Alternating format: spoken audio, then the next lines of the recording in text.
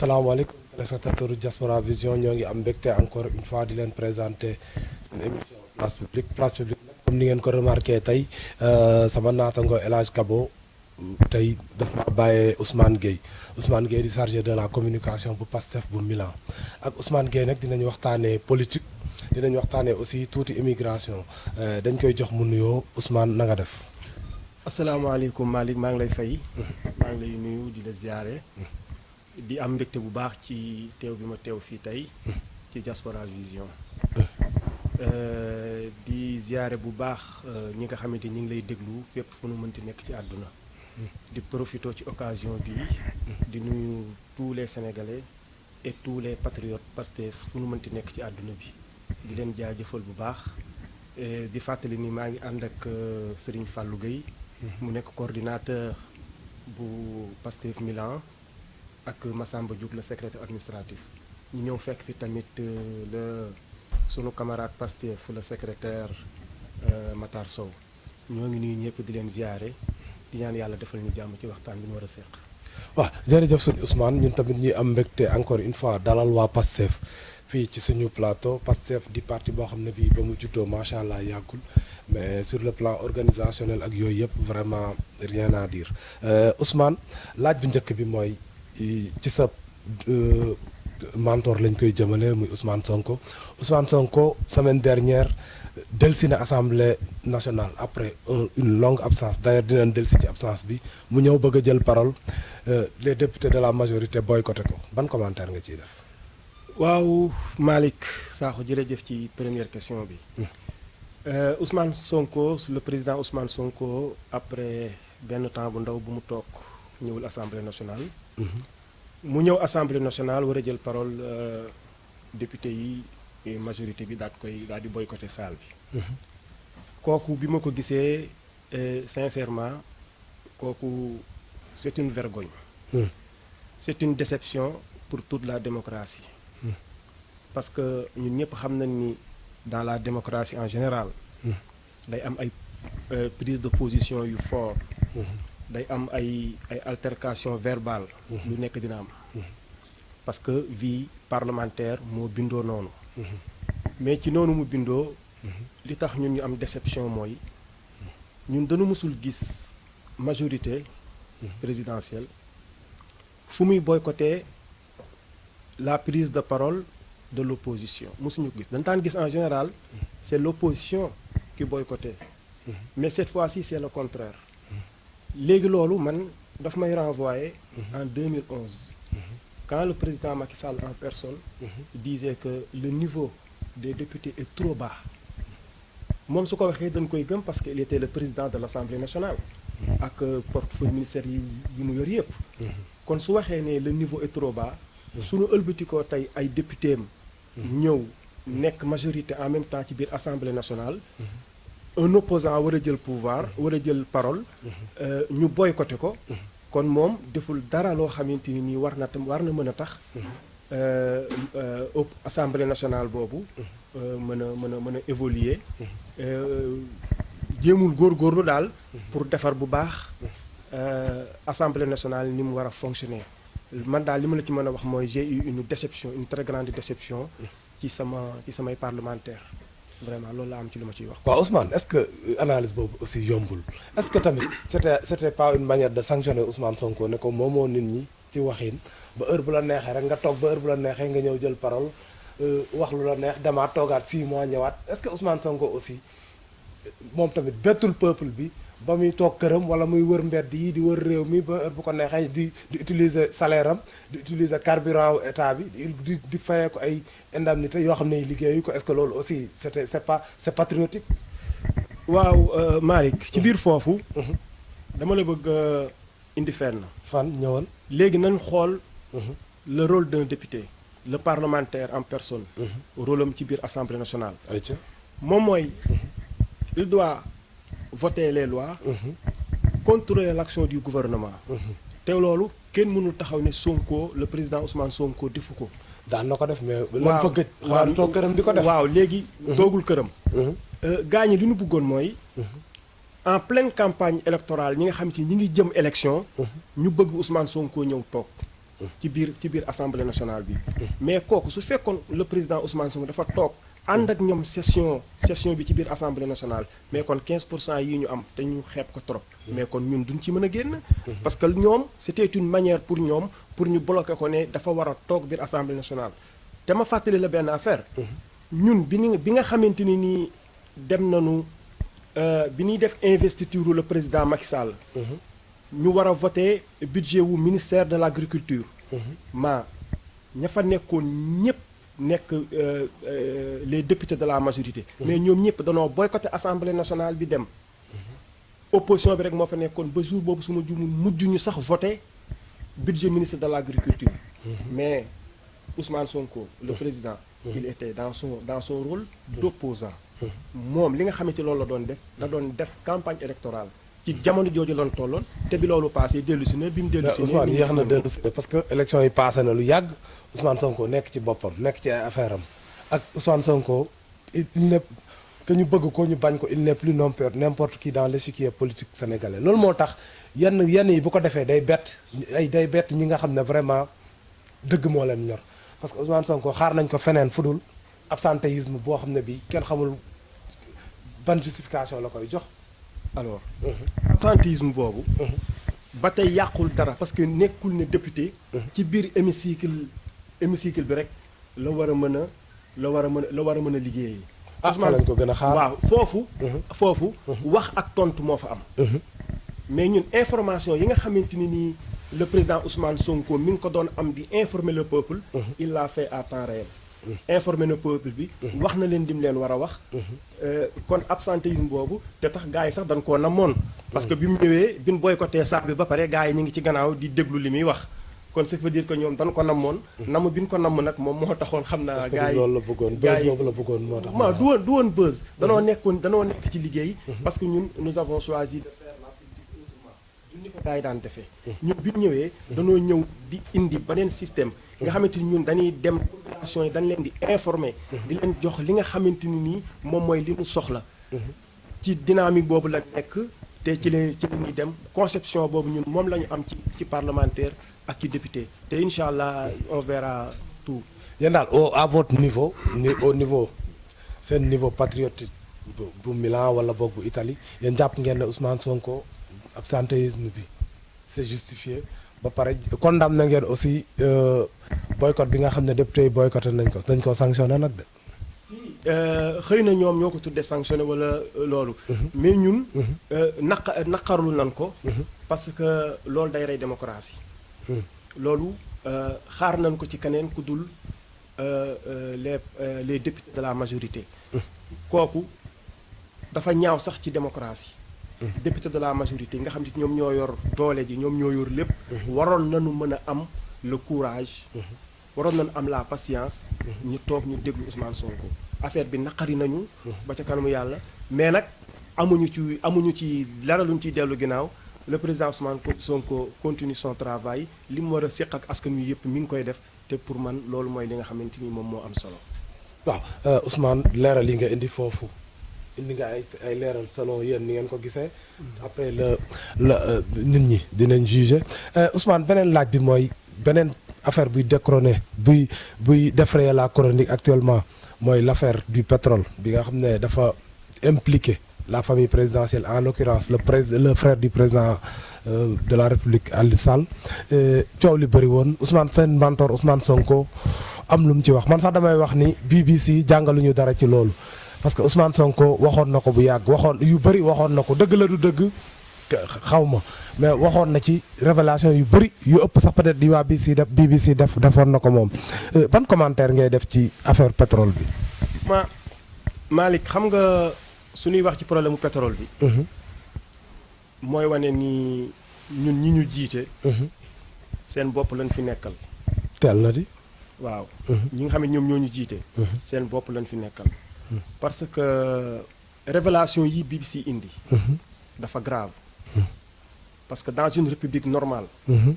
on ne peut pas faire des révélations de taille. yu toll nii. population bi di ko bàyyi muy dem. parce que ñun. lii BBC indi. du lu bees yu ñun. le président Ousmane Sonko. a écrit un livre pétrole et gaz chronique d'une spoliation. mais bi mu ko indee. mais li BBC reprendre lépp. le président Ousmane Sonko l'a écrit dans son livre. su ñu nekkoon dans une république normale. où la loi se fait respecter. mais Aliou Sall du egsi fii tey.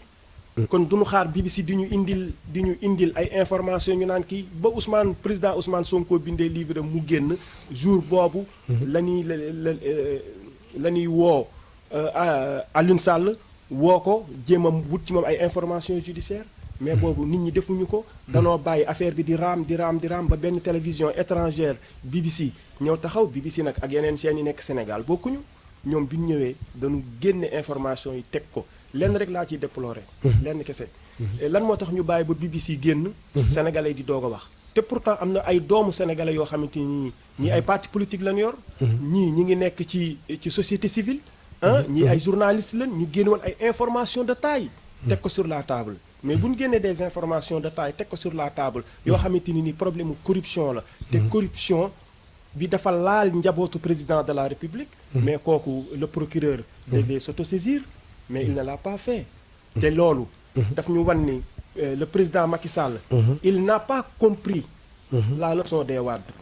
parce que Ablaye Wade bii ñuy créer Macky Sall. Macky Sall moom la doon xeex. daf koo xeex pendant des années. ba Ablaye Wade di jóge fi ak waa këram. moom mu ñëw instauré loolu ak waa këram. vraiment c'est une déception te dañuy ñaan. justice laa wax. la véritable justice. te dañ koy ñaan sénégalais yi fu ñu nekk ci àdduna bi. toutes les personnes toutes les bonnes volontés épris de paix et de justice. mbir mi dafa war a leer.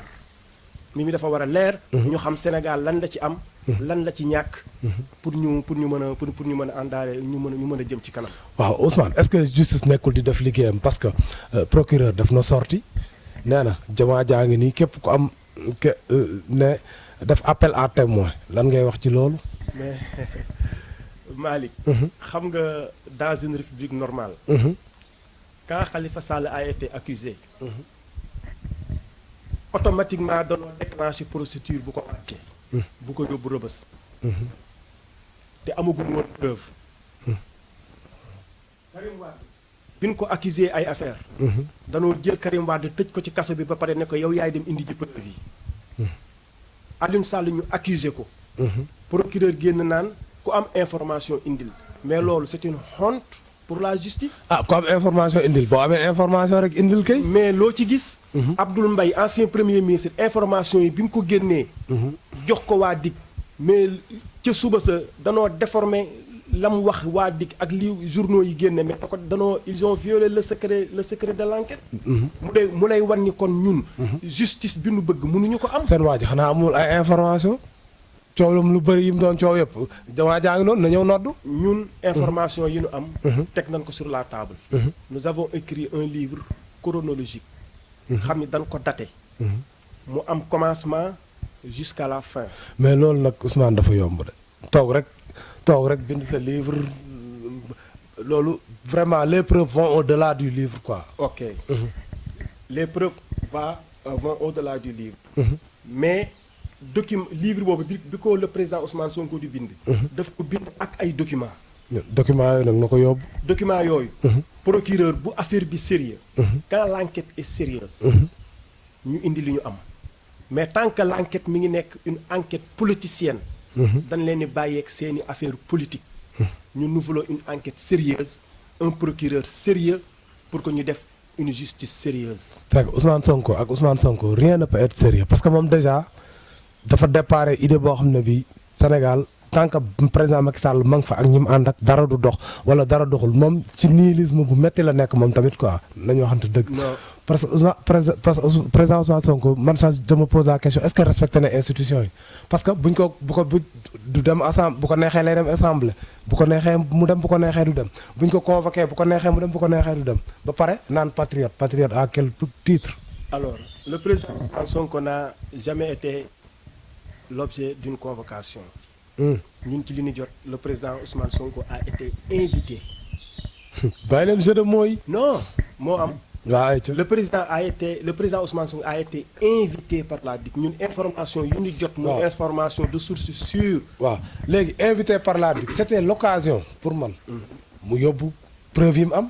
yow Malick déggoo li ma la wax. ah nee naa la. preuve kenn du ko preuve lu ci nit am. Abdoul Mbaye lim ci am doy na.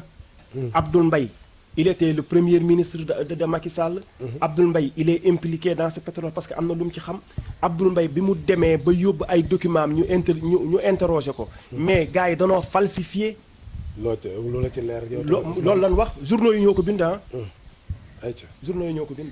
waaw ba loolu moom sax meroon na ci. bay dem ci ay presse interposée di wax ak ñoom naan leen waxuma woon lii laa waxoon ñun loolu lañ doon bañ. ñàkkal fayda boobu wala tuuteel boobu. ñun moom lañ doon bañ moo tax lu sérieux lañ bëgg quand lu sérieux bu su ñëwee. ñun ñu def lu sérieux. waaw ba léegi ci affaire pétrole bi la ñuy des. Alioune Sall le frère du président de la République def na benn sortie moom tamit. ci waat ci lim gëm. liñ jàpp ne moom la gëm mu jël loxoom teg ci kaamil bi waat. ñu gis ne Ousmane Sonko moom ci li mu wane ak ni muy doxalee jàpp nañ ne moom tamit mook Alioune Sall ñoo bokk gëm-gëm. est-ce que Ousmane Sonko moom it pare na pour def li Alioune Sall def parce que Alioune Sall ñëpp nee nañ lii ak lii mais au moins moom ci li nekk ci biir moom rek moo ko xam ak yàlla. mais de toute façon waat na ne moom. impliqué wu ci ni de près ni de loin est-ce que mënuñ ko dédouaner ci loolu. alors xam nga diggante Alioune Sall moom ak yàlla. moom ak yàlla la. ñun on parle d'une république sérieuse. su waatee ci kaamil. ak bu waatul ci kaamil kooku moom problème am la. lenn laa la mën a wax. muy lan. am na doomu aadama yoo xamante ni nii. soxlawul ngay waat pour ñu gëm la. dëgg la. am na koo xamante ni gëmu la. soo indi woon kaamil bi gën a rëy kaamil bi ñu yoroon ci jamono yi kii bi tamit boo ko indee teg ko moo boo ci waatee moom du la gëm. Ousmane Sonko da ci ñooñ la bokk. waa ci non du problème mu gëm. problème bi benn problème la bu simple bu ci am. muy ban. am na benn reportage bu jàll ci télé yi. reportage bi mu jàllee. danoo déclenché ay somme d'argent. yu ñu versé ci ay compte ñu publier ko. su fekkente ni nii loolu noonu amul. du ñun la koy wax day dem ci justice mu ne leen chèque bii ñu wax. wala montant bii ñu wax ne versé nañ ko. ci sama compte $250,000 yi ñu wax ne moom versé nañ ko. moom mooy prouver ne kenn versé wu ko. yaa ngi dégg. parce que te moom weddiwul ne liggéey na ak ñoom. moom weddiwul ne am na société bu tudd Agritrans. yaa ngi dégg. ba ñoom reconnaître nan ko xam naa mu nekk benn faille de communication ci seen biir mais ñoom la engagé. mais de toute façon. ñun du waat ci kaamil mooy tax ñu gëm la. parce que nit yàgg na fee waat sur la nation. ba pare jal la mu waat mu weddi ko. muy président Macky Sall waat na devant la nation. taxaw na je jure dinaa respecter loi yeeg yëpp. te loi yëpp daf koo jalgati commencement ba fin. kon ñun waat ci kaamil moom. kooku moom bokkul ci sunu mbir. waaw kum neex nga gëm ko nag ku neex ñun ñëpp ay jullit lañu mais waatuñu ci kaamil moom su amee lu muy wax. na dem BBC mu porte plainte xaalis bi ñuy wax naan dugg na ci moom. na ko génne. ne moom lii duggul ci turam kenn def ko ci turam ci turu keneen la. yéen ñi ko koy jiiñ tamit est-ce que du ngeen indi ay preuve parce que tamit du yombul rek ma ne la Ousmane yaa sàcc dem wër rajo yëpp na Ousmane dafa sàcc. te buñ ne ma lu mu sàcc may dër loolu tamit dafa yomb. na porte plainte. su porté plainte. bu boobaa ñu xam. mais nanguwul porte plainte fa mu toog fa la toog ba léegi. kon ñun foofu mënuñu cee sori. léegi nag peuple bi nag ñoom. le peuple sénégalais. est mûr. le peuple sénégalais yeewu na. lan leen daan naxe. kenn mënatu leen ko naxe. waaw ba léegi ci mouvance boobu la ñuy des gis nga l'affaire pétrole sax am na ay conséquences yu mu indi sur le plan politique ci Sénégal ba gars yi créé fa benn plateforme boo xam ne bii plateforme aar lu ñu bokk la sa mentor Ousmane Sonko nekk ci bokk ci ma peut-être sax bokk na ci les personnages politiques les mieux vus ci affaire boobu est-ce que Sénégal nag tolluñu waruñu dépasser à chaque fois ñi ngi ci mbedd mi tous les vendredis wala tous les samedis ñu nekk ci mbedd mi est-ce que tamit loolu ànd na ak développement. alors Malick. Sénégal. tant que mbir yi doxul. nit ñi duñu bàyyi ñaxtu. loolu ci àdduna la ko fekk dans toutes les grandes démocraties du monde nit ñi dañuy am lu leen naqari. ñu génn wàcc ci mbedd mi naqarlu ko. plateforme aar li ñu bokk Ousmane Sonko moomu ko. c'est une plateforme citoyenne. sénégalais ñoo toog xool gis ne fii luubal am na fa. fii àll jalgati nañ fa yoon. ay sénégalais yu jóg yu bokkul ci benn parti. yoo xamante ni justice la ñu bëgg ak yoon. ñu jóg taxawal plateforme boobu aar li ñu bokk. pour expliquer sénégalais yi. pour yee sénégalais yi wax leen les vrais enjeux. de tous ces problèmes que nous vivons. loolu mooy aar li ñu bokk léegi nag. le président Ousmane Sonko moom fépp fu ñuy xeexee pour askan wi. il est toujours présent.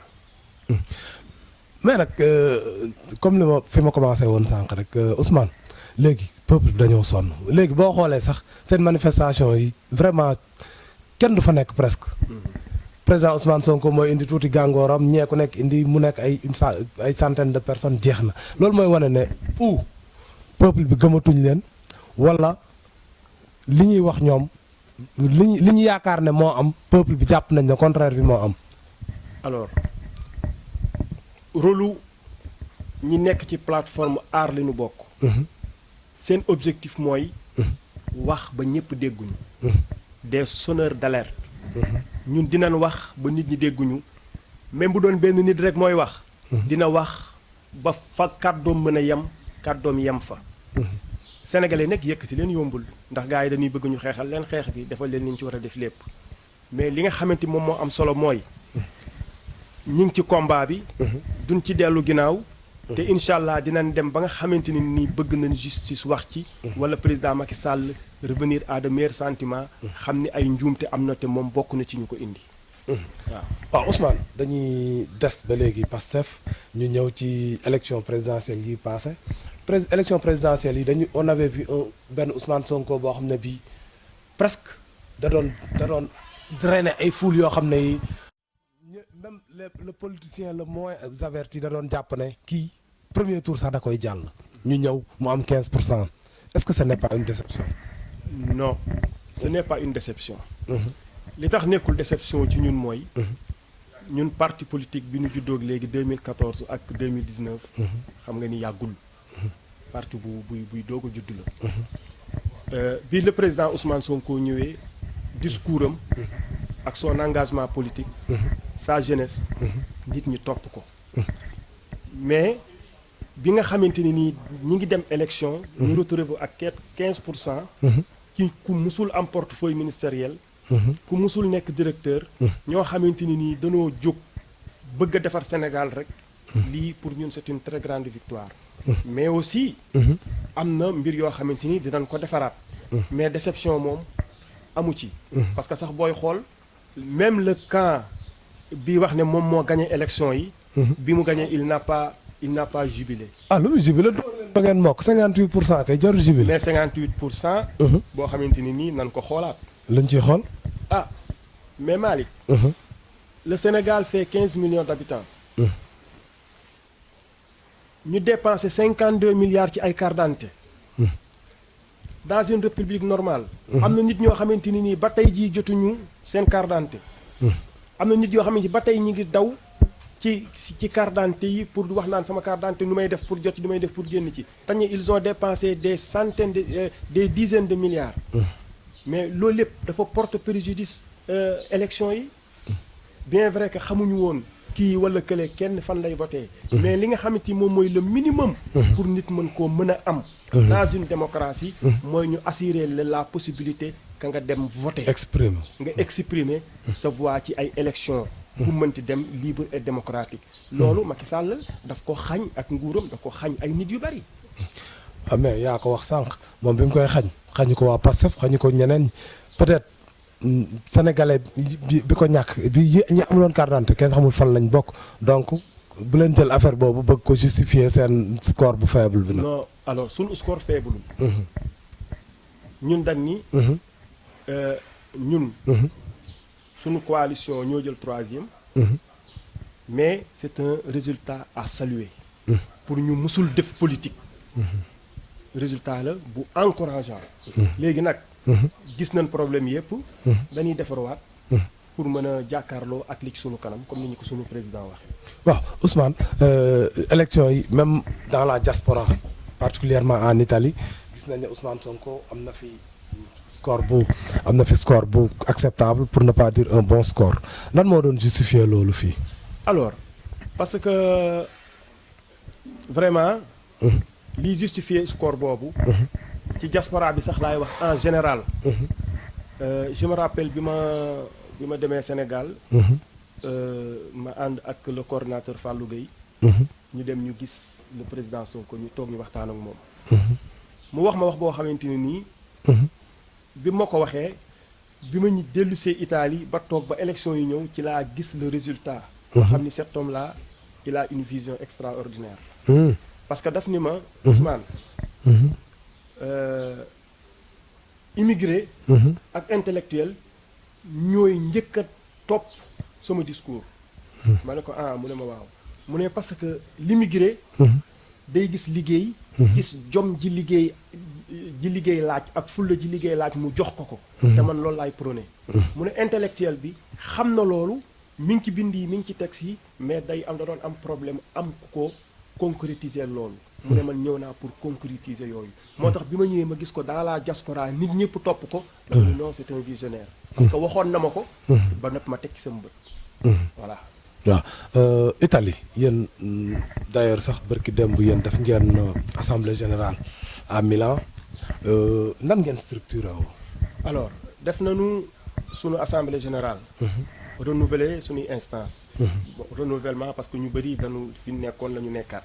ñu lay wax ni ñun. c'est la première assemblée générale parce que bi ñuy dem.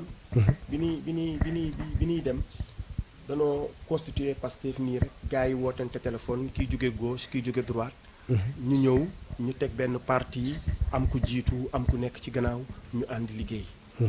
bi nga xamante ni nii liggéey nañu nag ba après la visite du président Ousmane Sonko en Italie bi mu jógee fii après automatiquement dañu dem ci élection présidentielle. bi ñu jógee élection présidentielle nag.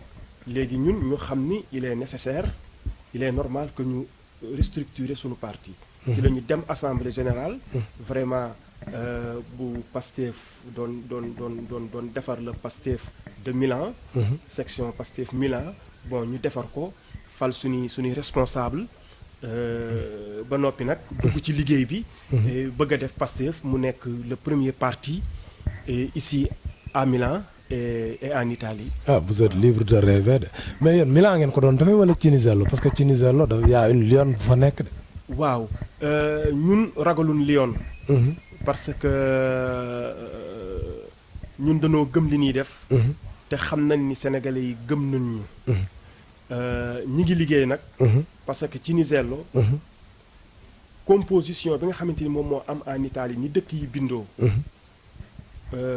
boo nee Milan. day am ay dëkk yu ko wër. dëkk yu ko wër yooyu nag foofa am possibilité pour mën faa def réunion. wala pour mën fa am salle boo xamante ni di nga fa def assemblée générale. yow da ngay dem foofa nga. mais Cinisello ngeen ko doon def. Cinisello lañ ko doon defee. Cinisello Balsamo la doon ko defee. vraiment nit ñi ñëw nag. te information bi sax taxul woon mu jàll noonu. te nit ñi ñu bari ñëw nañu.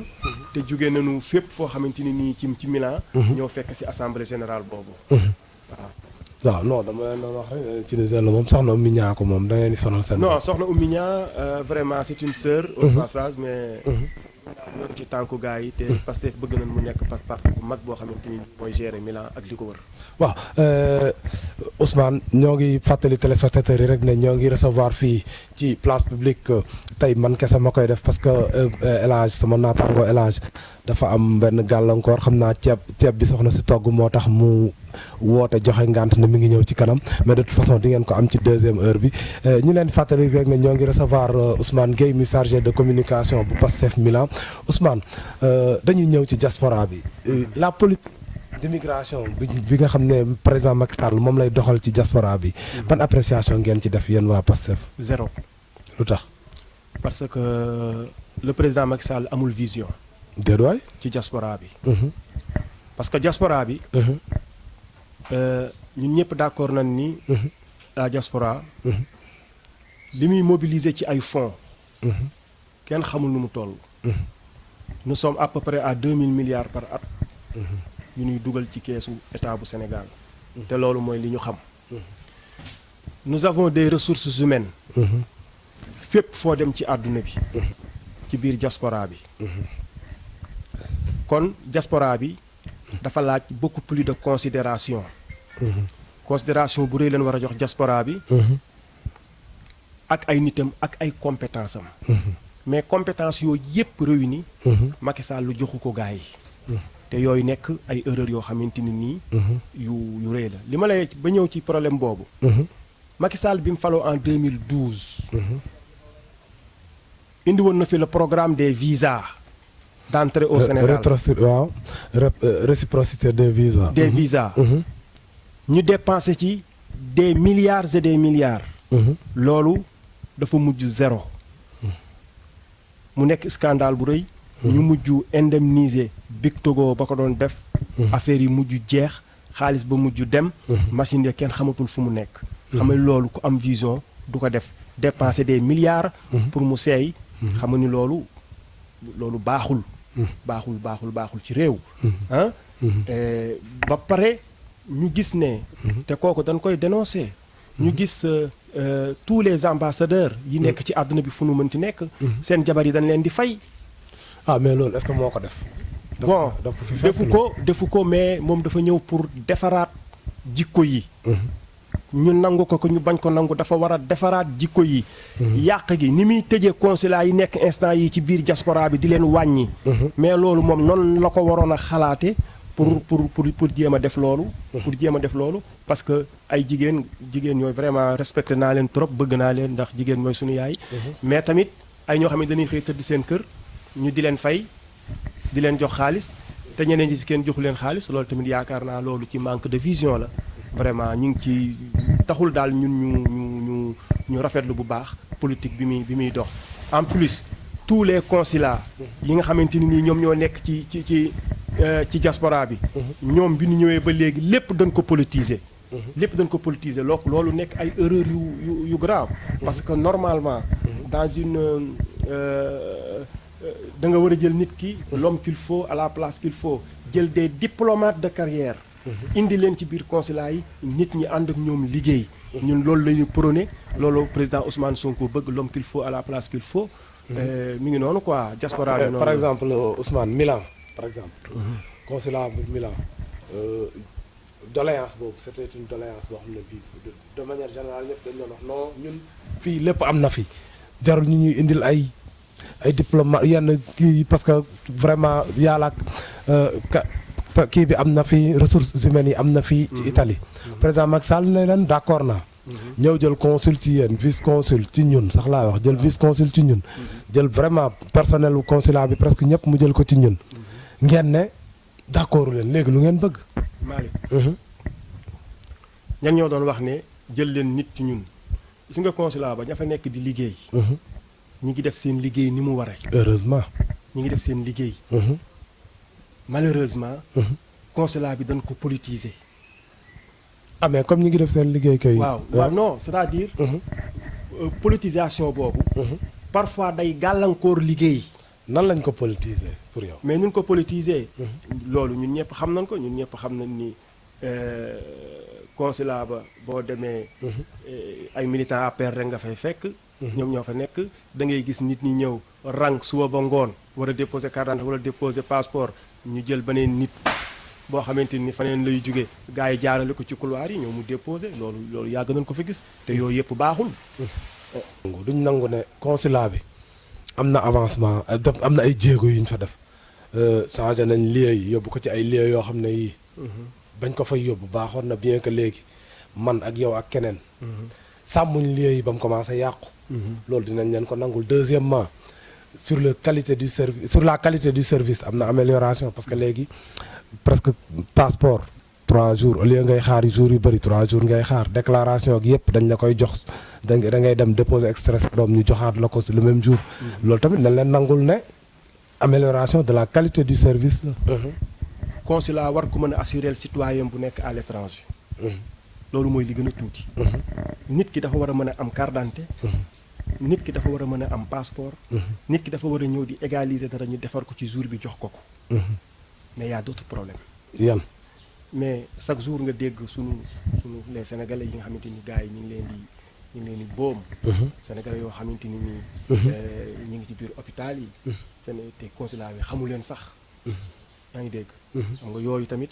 mënuñoo toog rek daal ne léegi yooyu duñ ci ñoom duñ ko lijjanti.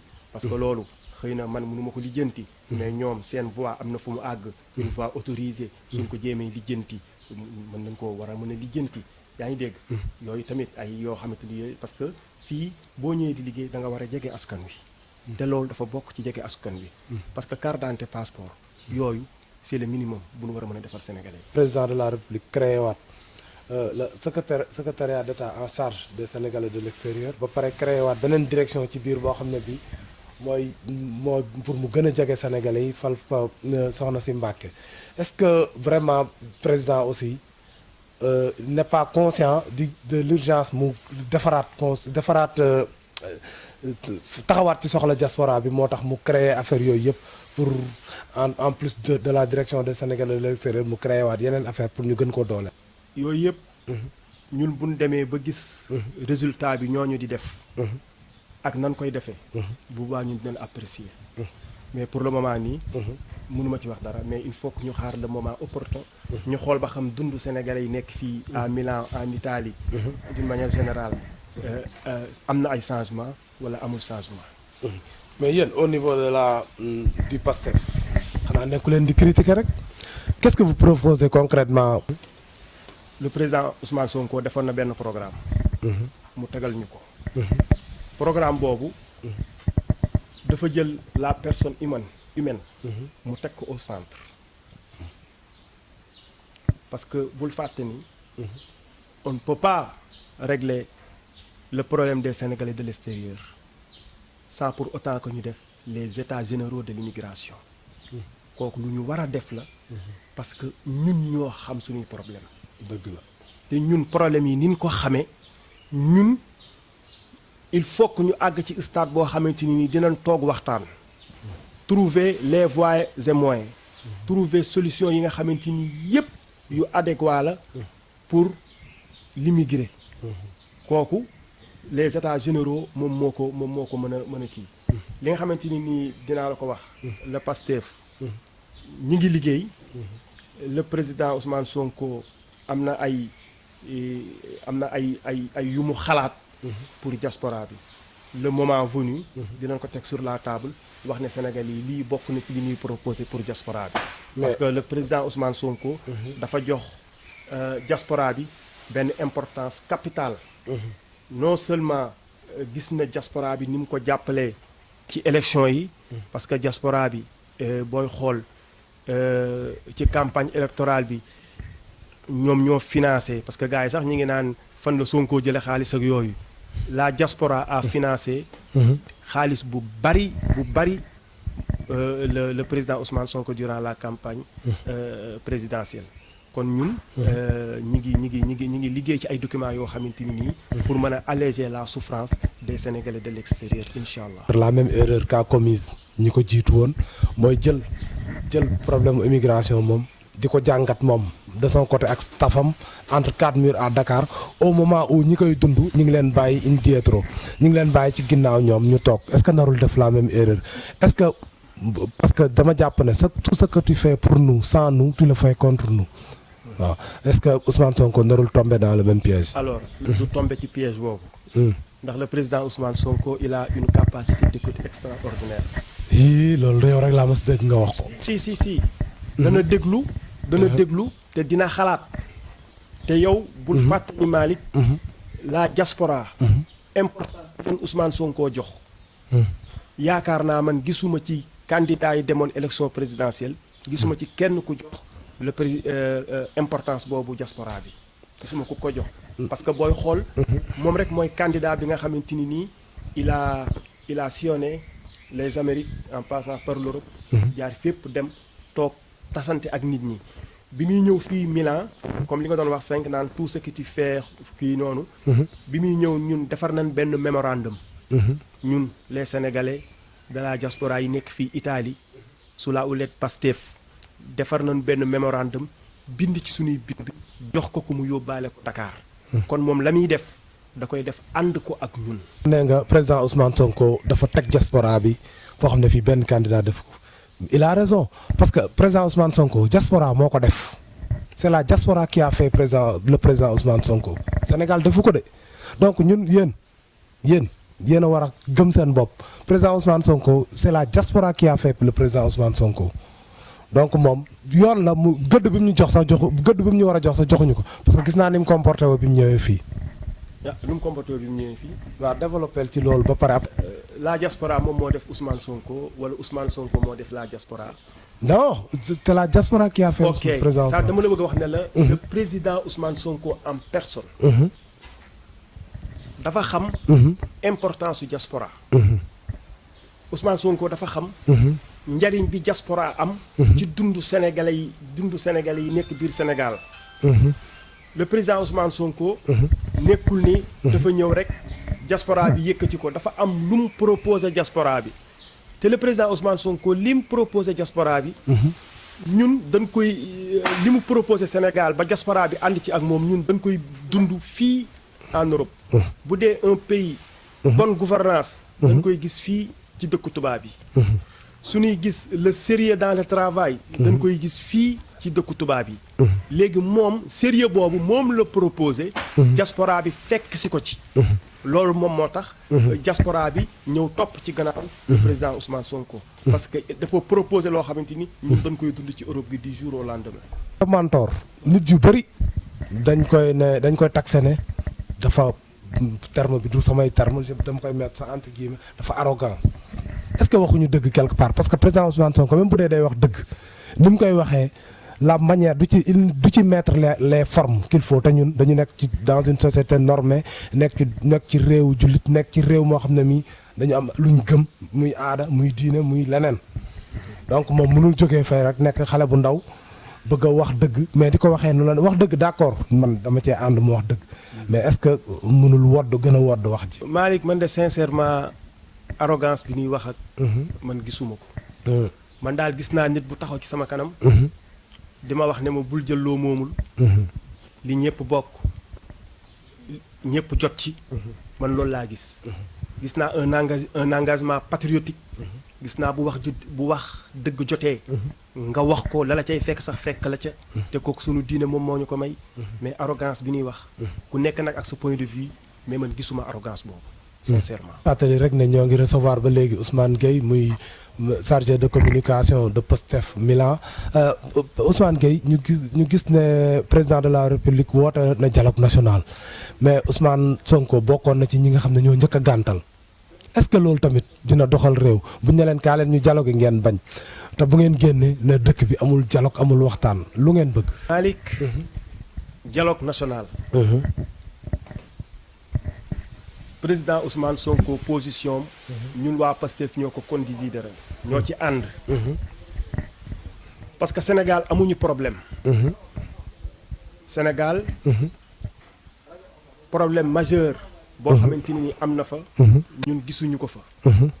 ba war a tax ñu war a mën a dem dialogue. dafa fekk ne dans une démocratie. ki gagné. mooy diriger. ki perte. mooy opposé wu. te l'opposition. dafa war a nekk benn sentinelle boo xamante ni moom mooy tax pouvoir bi. du mën a def lu ko neex. du jalgati waaw. parce que su opposition amul.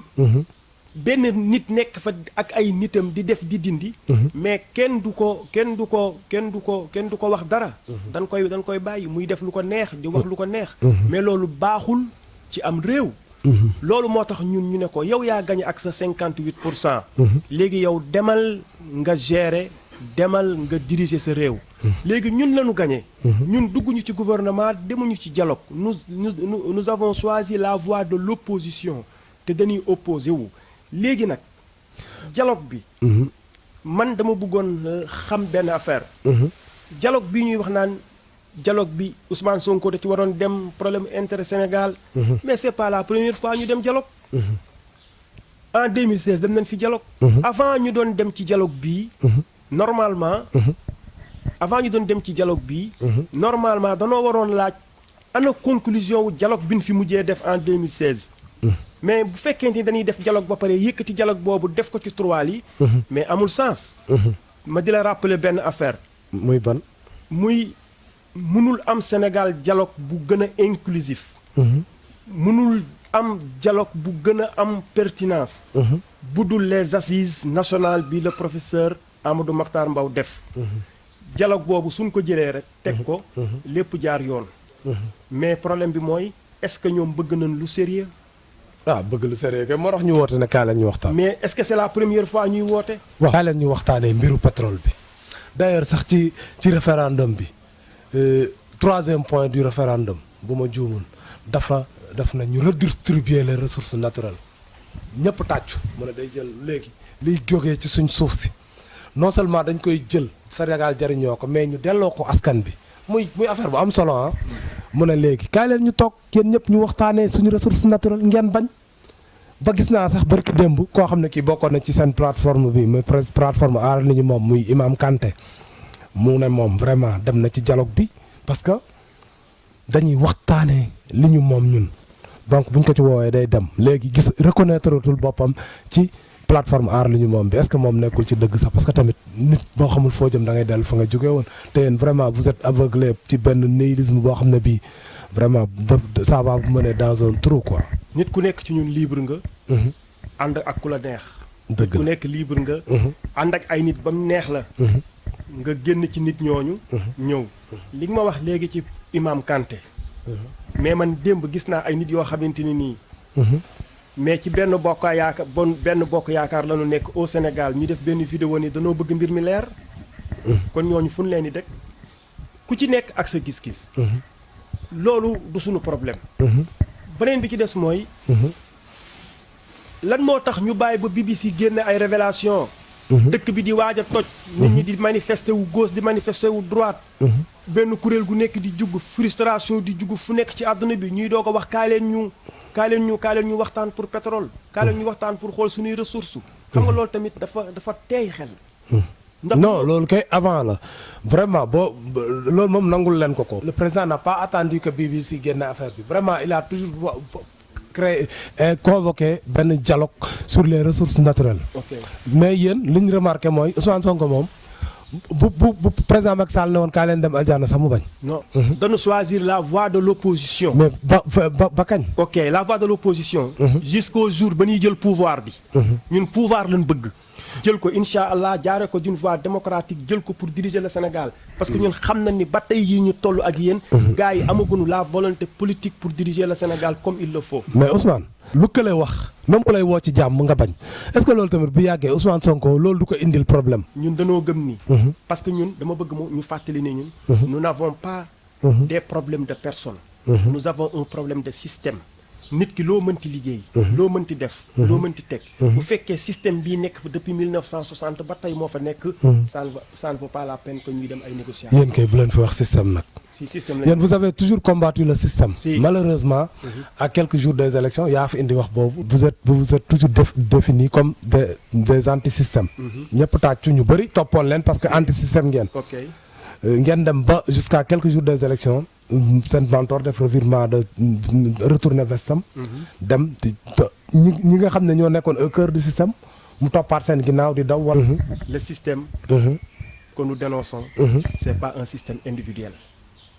Nous n'avons pas de problème de personne ni avec Macky Sall ni avec Ablaye Wade.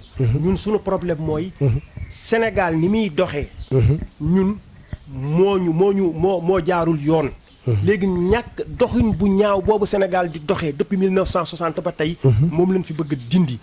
et le problème qui se pose mooy ce système là est incarné aujourd'hui par Macky Sall. waaw Macky Sall moo ko incarné. waaw kon Ablaye Wade.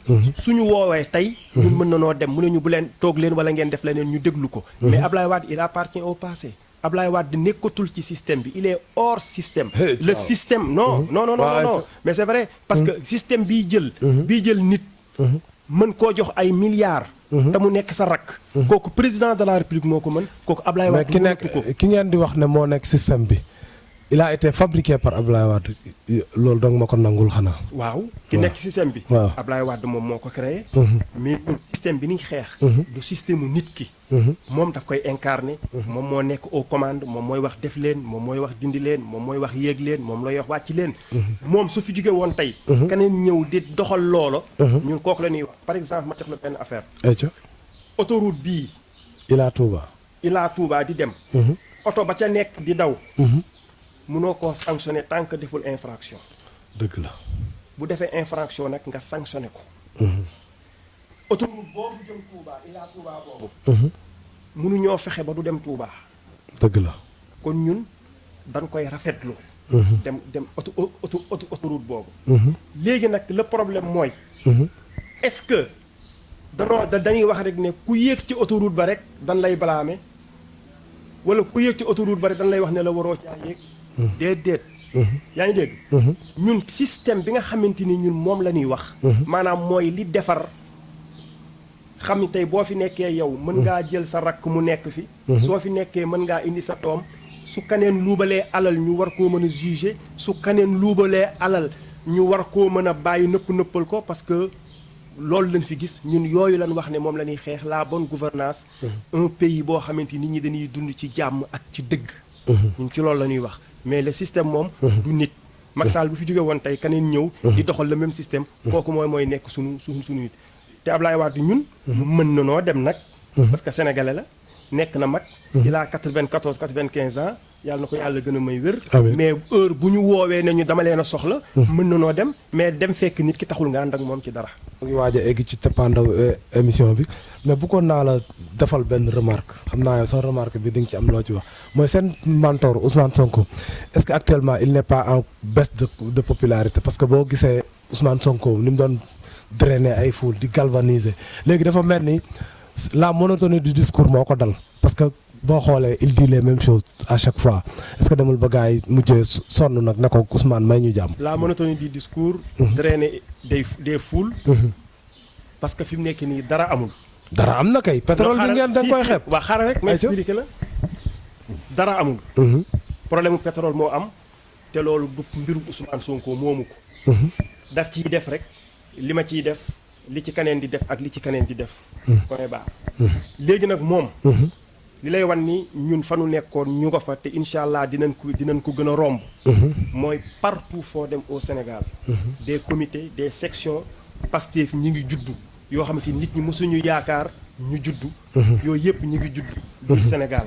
ci diaspora bi fii. nit ñi ñi ngi woote partout. partout ci diaspora bi. ñu wax naan damaa bëgg ngeen wax ma fan la bureau Pastef nekk damaa bëgg a bindu wala damaa bëgg a def lii. ñun loolu ñun gis nañ ne. yokkute mi ngi am ci ñun. te loolu rek moom mooy li am solo te comme que nag échéance électorale yi ñu am ca kanam la nekk. xëy na buñ ca gënee dem. bu boobaa di nga gën a mën a vérifier li ma la wax ne de ñun fan nekkoon fa la. buñ bindoo ba boo ne Ousmane Sonko 10 000 personnes jóg di la saaga ndey ci réseaux sociaux yi je crois que une personnalité politique de la trempe de Ousmane Sonko war na am yeneen nit yu koy défendre avec les arguments que ñoo xam ne ñi ils n'ont que la violence verbale pour le défendre quoi. loolu moom nañ jàngi wax. li saaga moom. nii taxaw di wax. musuma saaga.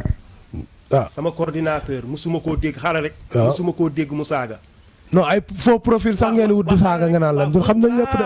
ah c'est bien. ñun xam nañ lépp de yéen. bien Malick c'est faux profil là.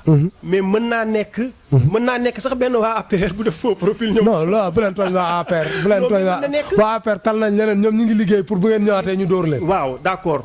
seen liggéey moom wax dëgg yàlla ñoom la concerné. mais li nga xamante ni moom laa la bëgg a wax ne la. ñun daal ñi ngi def li ñuy def. ñi ngi liggéey. ñi ngi góorgóorlu. sunu président ñi ngi ci gannaawam. mais Ousmane li ma la wax c'est important bu évacuer débat bi xam nga léegi. mais léegi dañu gis ne politique bi. arrogance bi daf ci bëri. l'argument ñu ko ñi convaincre par l'argument bëreetul léegi ñi ci ëpp li ñu leen xàmmee mooy arrogance saaga. te vraiment man jàpp naa ne Ousmane Sonko comme ni ngeen ko waxee. kii bi ngeen ko jox code bi ngeen ko jox.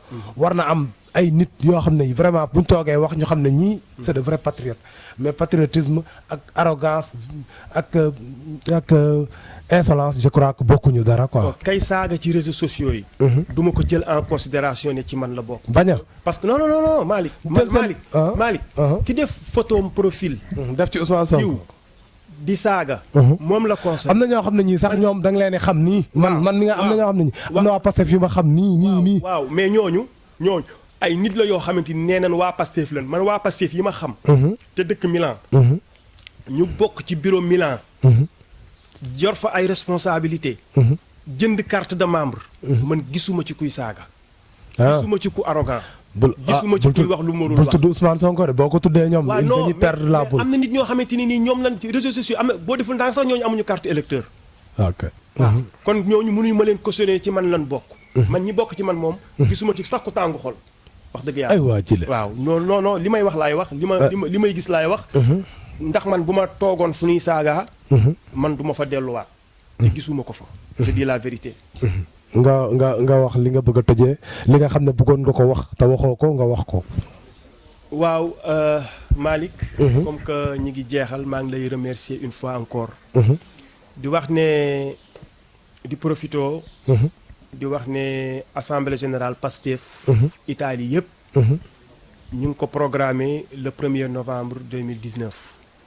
le moment venu dinañ la jox invitation. incha allah.